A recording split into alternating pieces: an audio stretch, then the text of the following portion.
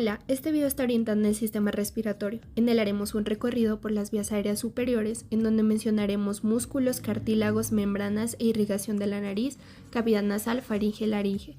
De lo externo a lo interno, diremos entonces que en la parte anterior de la cara se hace visible una prominencia impar con una raíz, cuerpo y ápice llamada nariz, que participa en la formación de la cavidad nasal. La cavidad nasal es el primer segmento de las vías respiratorias.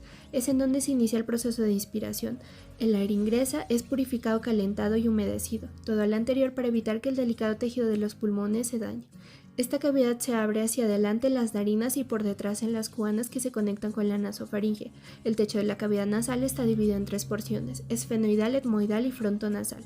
La cavidad nasal tiene componente óseo y cartilaginoso y está dividido en dos lados por un tabique osteocartilaginoso formado por el vómero y la lámina perpendicular, ubicado justo en la parte media del triángulo nasal. En las paredes nasales laterales posteriores se encuentran los cornetes, superior, medio, inferior, que a su vez forman los meatos, lugar en donde desembocan los productos de la mucosa de los senos paranasales.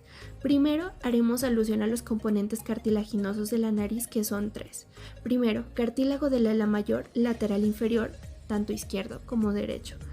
Segundo, cartílago lateral, lateral superior, izquierdo y derecho. Y finalmente el cartílago septal o tabique. En cuanto a los músculos, habrán 6. El primero es el músculo nasal, porción transversa izquierda y derecha, cuya función es abrir el ala de la nariz hacia arriba y adelante. Segundo, el prócer, tanto izquierdo como derecho, cuya función es desplazar la piel hacia abajo, generándose el efecto de ceño fruncido. Tercero, el depresor superciliar izquierdo y derecho, cuya función es estirar las cejas hacia abajo. Cuarto, elevador del labio superior y del ala de la nariz, tanto izquierdo como derecho, cuya función corresponde al de su nombre, el de elevar. Músculo nasal, porción alar derecha e izquierda, cuya función es dilatar las narinas. Y finalmente el sexto, depresor del tabique, que su función es la constricción de las fosas nasales y también estrecha transversalmente los orificios de la nariz. Este modelo anatómico es capaz de brindarnos una visión completa respecto a las arterias que conforman la irrigación de la cabeza. El día de hoy haremos un análisis a profundidad enfocado específicamente en las arterias localizadas en la proximidad de la nariz. Empezaremos nombrando a la arteria nasal dorsal. Esta es rama de la arteria oftálmica y se encarga de irrigar el dorso de la nariz. A partir de la arteria oftálmica se origina una rama arterial denominada arteria etmoidal anterior, la cual se encarga de irrigar las celdillas etmoidales, el seno frontal y la cara anterosuperior de la pared nasal lateral. Por otro lado, la arteria oftálmica también origina a la arteria etmoidal posterior. Esta irriga las celdillas etmoidales posteriores y a su vez a la porción superior de la mucosa del tabique nasal. En esta imagen se puede observar la arteria facial. Esta se ramifica en dos arterias importantes, las cuales son, en primer lugar, la arteria labial superior, que es capaz de irrigar el interior de la cavidad nasal. Por otro lado, tenemos la segunda arteria importante proveniente de la arteria facial, que es la arteria nasal lateral. Esta proviene de una ramificación de la arteria angular, que a su vez irriga al ala mayor de la nariz. Al adentrarnos un poco en la cavidad nasal, es posible diferenciar la arteria esfenopalatina, la cual es una rama de la arteria maxilar. Es importante ya que a partir de ella se emiten las arterias nasales laterales posteriores, las cuales se distribuyen sobre los cornetes nasales y los meatos.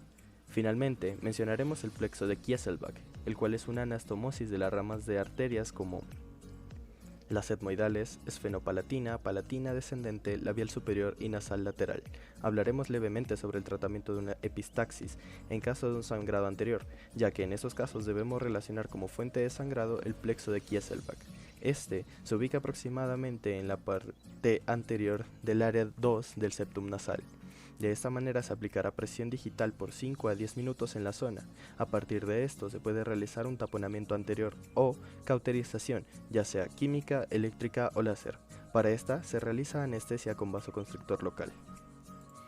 Es importante mencionar que en la estructura ósea de la cabeza encontramos cavidades llenas de aire que actúan como cámaras de resonancia para el habla y que están cubiertas de mucosa, que produce moco para humedecer y calentar el aire que ingresa. Al estornudar se limpia la cavidad nasal y los senos paranasales de exceso de secreciones. Entre los senos paranasales encontramos los senos frontales que se sitúan detrás de los arcos superciliares y se abren en el meato medio de la nariz a través del conducto frontonasal, los senos maxilares que se comunican con el meato medio, los senos etmoidales que están dispuestos en anterior, medio y posterior, el anterior y medio se abren en el meato medio y el grupo posterior en el meato superior, y finalmente encontramos los senos esfenoidales que se comunican con la parte superior y posterior de la cavidad nasal y que en ocasiones se comunica con los senos etmoidales posteriores. Tanto el seno etmoidal, maxilar y frontal se abren en el hiato semilunar, una hendidura en forma de curva que está en la pared lateral nasal.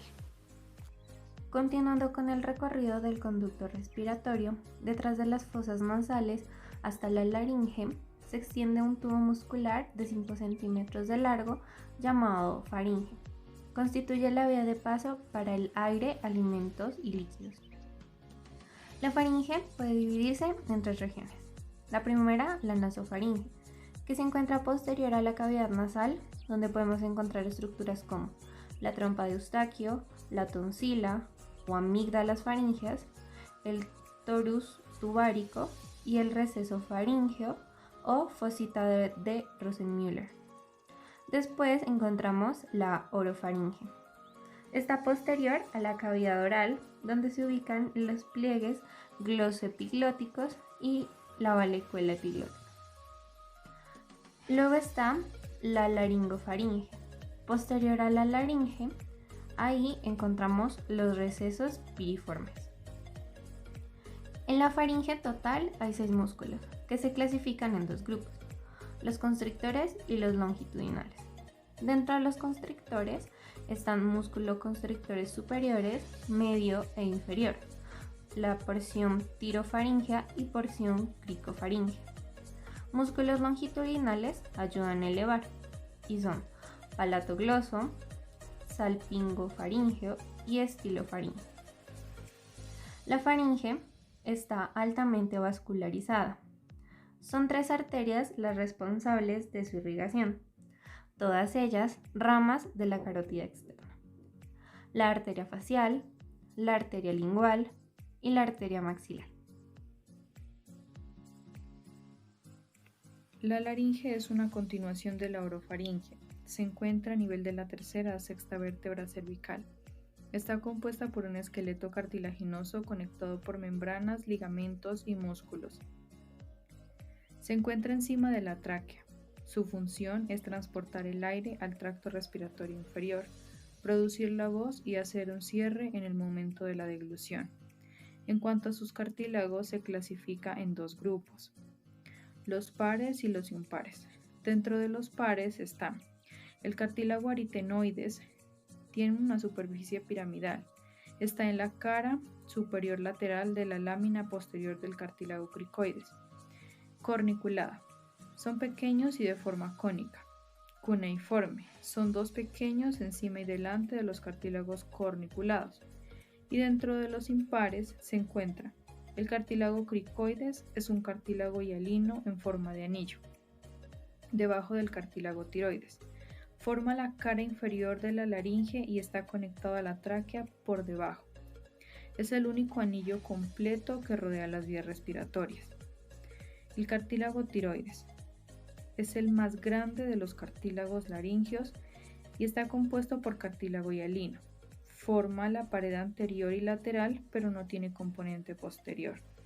Las mitades anteriores derecha e izquierda se fusionan para formar la prominencia laringea o manzana de Adán. Cartílago epiglotis.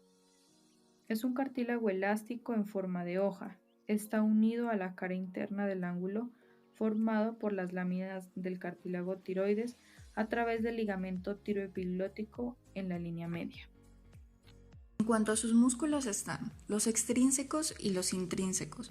Los músculos extrínsecos permiten el movimiento de toda la laringe. Dentro de estos se encuentran los músculos supraioideos, que elevan el hueso ioides y la laringe durante la deglución y la vocalización, y los músculos infraioideos, que deprimen el hueso ioides y la laringe. Por otro lado, los músculos intrínsecos dan movimiento a los componentes de la laringe. Estos son músculos pequeños que modifican la longitud y la tensión de las cuerdas vocales, así como la rima glótica durante la respiración, deglución y la vocalización. La irrigación arterial de la laringe está dada por las arterias laríngeas superiores e inferiores, que son ramas de las arterias tiroideas. Como conclusión, podemos decir que el reconocimiento de las estructuras anatómicas del sistema respiratorio es fundamental para la práctica médica, ya que nos permite comprender e inferir de manera visual y práctica procesos vitales importantes como el ingreso de aire a nuestro organismo y las vías por donde lo hace. Igualmente, podemos identificar estructuras que llevan a cabo acciones biológicas ligadas al componente social, como por ejemplo hablar, escuchar y cantar. También podemos identificar las conexiones de los diferentes sistemas, en este caso la vía digestiva y respiratoria, que comparten estructuras como la epiglotis, la cual cumple funciones mixtas como hablar y deglutir.